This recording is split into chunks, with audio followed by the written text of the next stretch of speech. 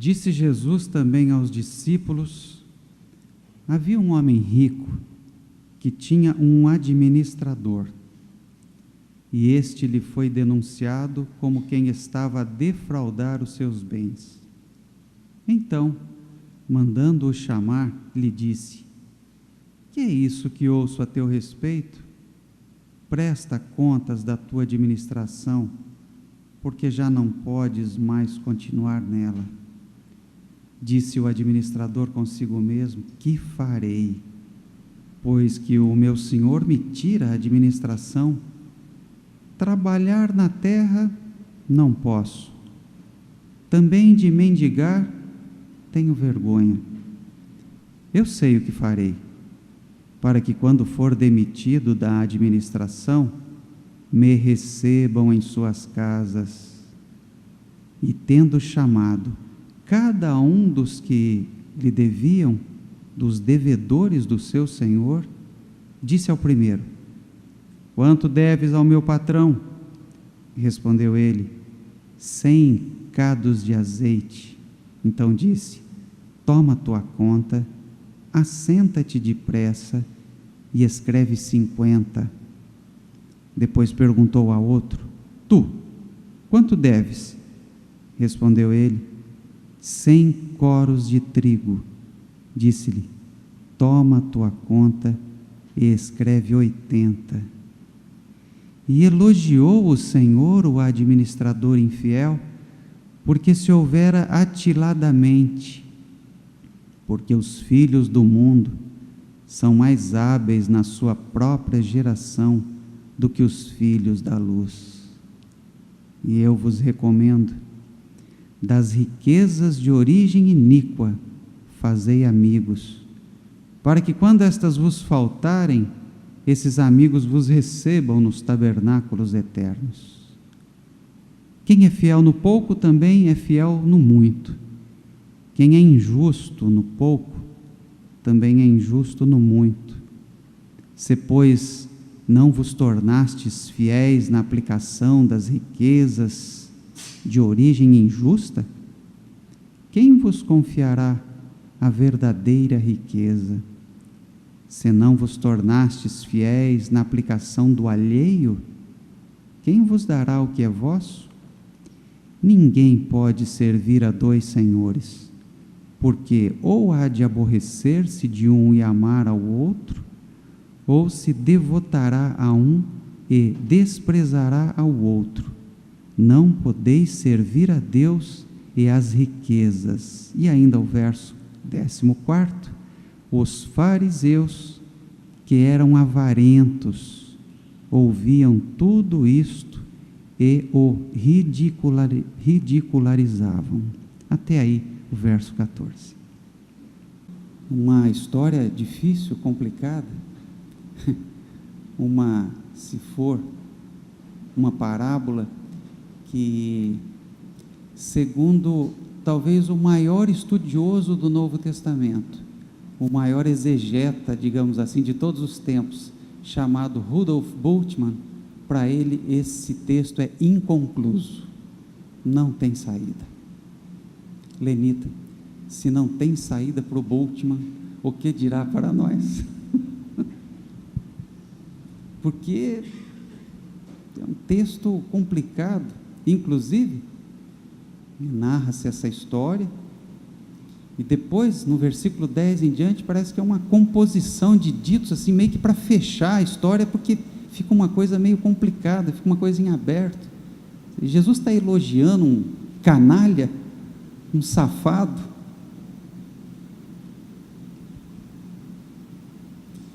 E é até mais fácil a gente entender o final dessa parábola, do verso 10 ao verso 13. Nós sabemos essa sutil diferença entre servir-se do dinheiro e ser servo do dinheiro. Nós sabemos essa sutil diferença entre estarmos ansiosos por alguma segurança, por alguma garantia na nossa vida, e ao mesmo tempo estarmos com medo e começarmos a construir muros de segurança, começarmos a construir cercas, começarmos a construir coisas e nos tornarmos reféns dessas coisas. É mais fácil perceber essa sutil diferença desse que em si não é nada, pode ser tanto usado para construir quanto para destruir o dinheiro, mas parece que fica mais fácil entender aquilo que Jesus deixou tão bem, inclusive no outro relato de Mateus, dentro do Sermão da Montanha: não fiquem ansiosos pela vida, o que hão de comer, o que hão de beber, olhem para as aves do céu, os lírios do campo. Quem de vocês, por mais ansioso que esteja, pode acrescentar um côvado à existência? Busquem em primeiro lugar o reino de Deus e todas as outras coisas vos serão acrescentadas. E é nesse contexto que aparece essa mesma expressão: não se pode servir a Deus e ao dinheiro. Mas a primeira parte do texto, a história contada por Jesus, ela é de mais difícil compreensão. E o que a gente poderia dizer sobre isso? Talvez uma janela fosse atentarmos ao que diz uma Bíblia, que é uma tradução de grandes estudiosos dos textos sagrados, dos textos bíblicos originais, e o resultado desse trabalho transformou-se na chamada Bíblia de Jerusalém. E é uma pequena nota nessa Bíblia sobre essa história que pode de repente abrir uma janela para nós de compreensão. E essa nota diz o seguinte: que na Palestina de Jesus, dos seus tempos, não era incomum que esses roikonomos, a palavra aqui, o administrador, roikonomon, o administrador, aí a nossa palavra economista. Você vê que esse pessoal economista é um perigo, né? Sempre, desde os tempos de Jesus. Como que eles acabam determinando aí, né, as coisas. Aliás, uma palavra linda, roikonomos, daí vem a palavra economia, daí vem a palavra ecologia. Roikos, casa. Aliás, em algumas línguas indígenas, oca. Roikos, casa. Nomos, a lei, o cuidado, o trato, o cuidado da casa. Daí a ideia de que somos econômos de Deus. Daí a ideia, bem antiga, quando eu estudei lá no seminário, tinha uma disciplina chamada mordomia cristã. A palavra mordomo, ela se origina um pouco nesse contexto, ou seja, nós somos administradores desses bens que não são nossos. Somos os roikonomos, somos os cuidadores dessa casa. Foi-nos dada a vida, a graça, a abundância de bens e dons. O que fazemos com eles? Nesse caso, a Bíblia de Jerusalém faz a seguinte observação, que não era incomum então nos tempos de Jesus, que esses administradores negociassem as coisas dos seus patrões. E é provável que tenha acontecido isso com essas 100 botijas de azeite e essas outras 80 sacos de trigo. E a lógica era mais ou menos a seguinte, segundo a Bíblia de Jerusalém: eles podiam lidar com essas coisas, eles podiam emprestar essas coisas, eles podiam, negociar essas coisas que não eram deles, e como não eram assalariados, poderiam ter alguma espécie de ganho no juro que colocassem sobre essas mercadorias. Opa, isso pode nos ajudar um pouco. A parábola inconclusa, Rudolf Bultmann já disse nele, mas isso pode nos ajudar a entender onde é que Jesus quer chegar. E quando o chefe chama a auditoria, porque está havendo achaque, está havendo ali roubo, essas coisas que a gente desconhece, né? Está se dilapidando essa coisa que não é nossa, ou essa coisa que é de todo mundo. Então, ele tem a seguinte estratégia: o que ele faz? Ele chama aqueles a quem concedeu aquelas coisas que não são suas, as botijas de azeite e os sacos de trigo, e renegocia, e diz o seguinte: com relação às botijas de azeite, você me deve quanto?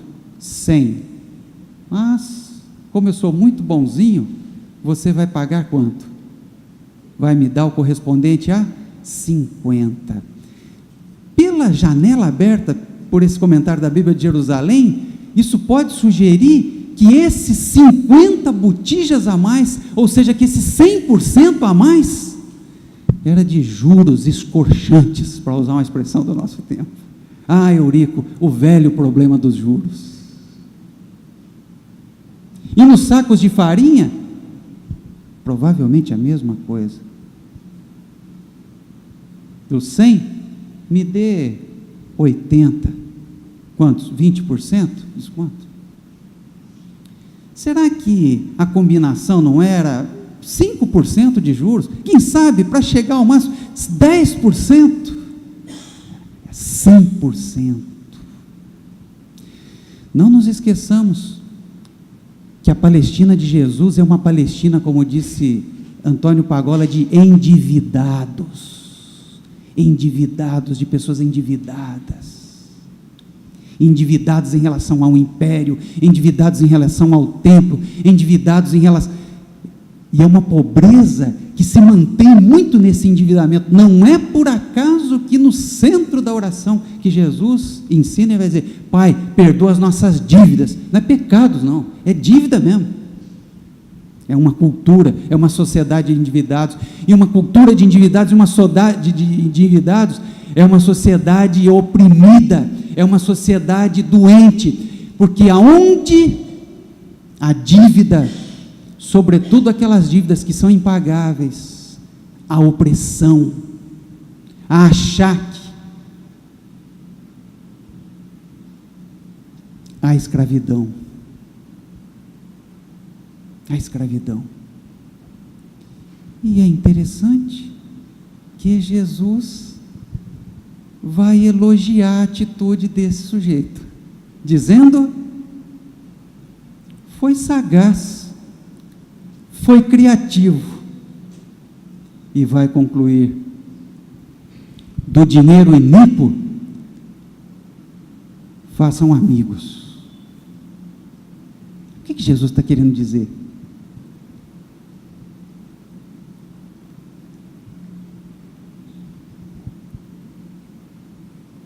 Eu acho que Jesus não está elogiando o iníquo propriamente. Aliás, o Evangelho está cheio de exemplos assim, que deixam a gente um pouco confuso. Lembra aquele juiz iníquo? Aquele é outro também.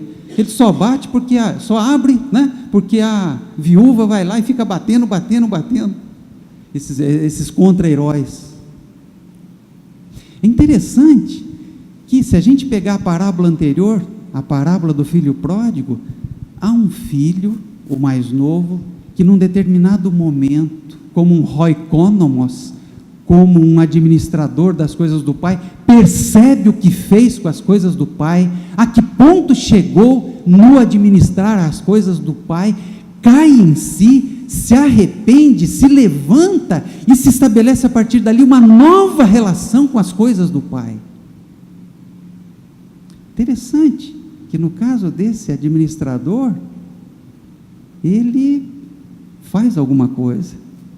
Não se diz que ele tenha caído em si, não se diz que ele tenha se arrependido, não se diz que ele tenha ficado com dó daqueles que estavam afundados na dívida, não se diz que ele tenha tido assim, do ponto de vista psicológico, um momento de consciência extrema e da percepção de que ele está errado no mundo. Ao contrário, eu não quero trabalhar, pedir eu não vou.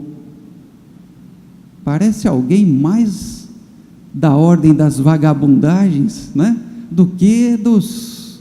Não se diz nada disso, mas se diz que o que tinha que pagar 100, pagou 50, o que tinha que pagar 100, pagou 80, mas se diz que dessa situação, mesmo que fosse por conta da sua vaidade, mesmo que fosse por conta da sua trapaça, mesmo que fosse por conta da sua safadeza, ele conseguiu com seu gesto, com seu ato, desatar um nó, e quem sabe fazer com que aquelas dívidas fossem humanamente pagas, e quem sabe ele, sem querer, às vezes até por malvadeza, conseguiu restabelecer uma relação de dignidade com essas pessoas que lhe deviam, e não de submissão, e não de escravidão, e não de apezinhamento. E Jesus vai dizer: se esse desgraçado, se esse filho da treva, é o que está escrito aí, né? Se esse filho da treva, que por vaidade, por ser vergonheza ou vergonhice, por pura vaidade, foi capaz de desatar um nó e criar relações de dignidade, de amizade, e não de servidão, e não de espezinhamento, e não de humilhação. E vocês, que se dizem filhos da luz, e vocês que carregam todo esse vocabulário, e vocês que vivem dizendo que são os herdeiros desses grandes valores da humanidade, e vocês,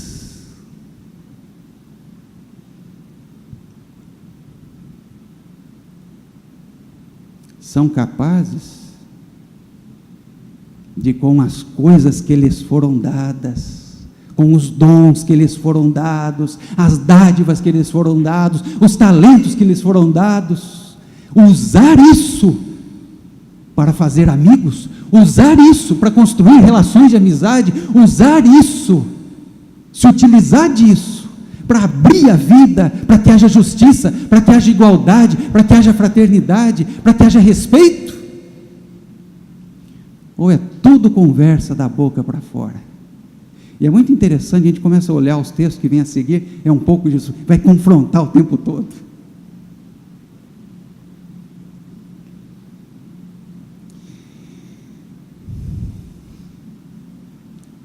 Se o cara da riqueza iníqua foi capaz de fazer alguma coisa boa pelo outro, mesmo a partir de um gesto de vaidade, por que nós, que nos gloriamos de trabalharmos direitinho, né, de buscarmos uma riqueza que não seja indigna, ninguém rouba, ninguém achaca, ninguém faz, né, tudo nosso, por que vocês não são capazes de, com a riqueza que vocês têm, construir relações de amizade, onde não haja devedores, onde não haja humilhação? Por que, Eurico, que nós não somos capazes de baixar R$1 dessa tarifa do metrô? Para que esse lucro para essas empresas? Para quê? Para quê? Para quê?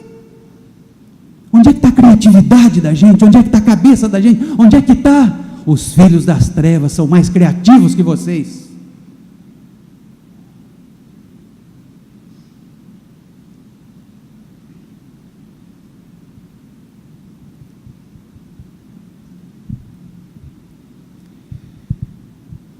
Voltemos a Rudolf Bultmann, a parábola inconclusa. Não tem solução para essa história que contou Jesus. Eu tentei um atalho aqui, porque se a gente for levar literalmente como está, Jesus está fazendo o elogio de um pilantra, mas quase como que num hebraísmo, quase como uma figura de linguagem, que não é incomum no Novo Testamento, uma espécie de comparação.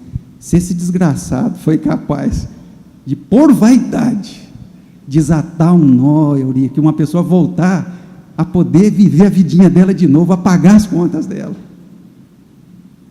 por que nós não conseguimos fazer isso? Nós que nos dizemos filhos da luz, filhos da luz.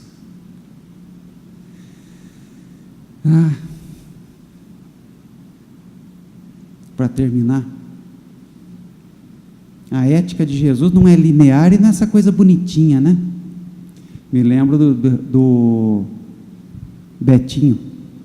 Vocês lembram quando o Betinho foi acusado de pegar dinheiro do bicho do Castor de Andrade e usar para um projeto lá contra a AIDS, etc, etc? Tadinho, ele depois pediu desculpas e se arrependeu, aquela coisa toda.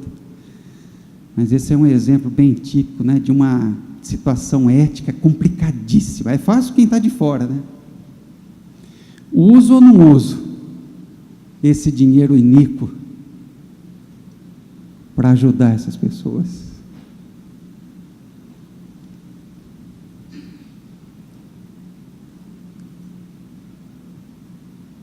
A riqueza da vida cristã, a riqueza da vida judaica, a riqueza da vida islâmica, a riqueza da vida budista, a riqueza de um religioso que é profundamente, não da boca para fora, não está a dizer, e agora uso o vocabulário cristão, eu sou filho de Deus, eu tenho o poder, está em dizer, eu sou irmão,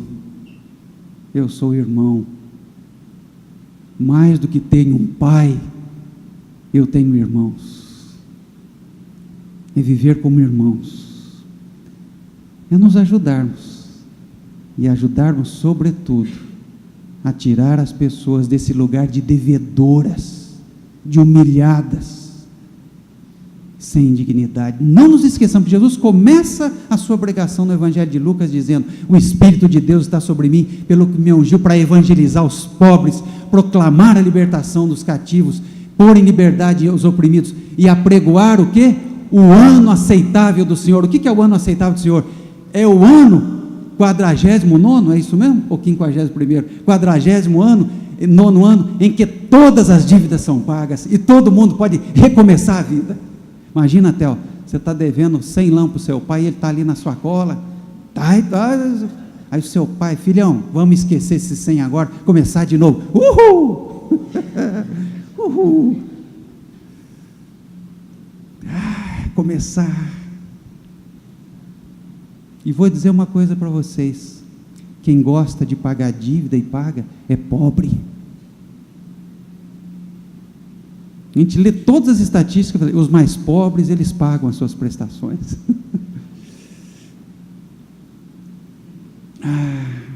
É preciso tão pouco, a gente tem tanto, será que não podemos ser econômos, mais dadivosos, mais amorosos, e não usarmos os nossos dons, os nossos talentos, a nossa inteligência, o nosso dinheiro, as nossas posses, para impressionar, para achacar, ou nesse mundo contemporâneo, para aparentar, porque não adianta, né? O barato do nosso tempo não é ter dinheiro, ser rico, é mostrar que é rico, não tem graça nenhuma, olha só a loucura, ora, são esses econômos, são esses mordomos, que Deus espera que sejamos?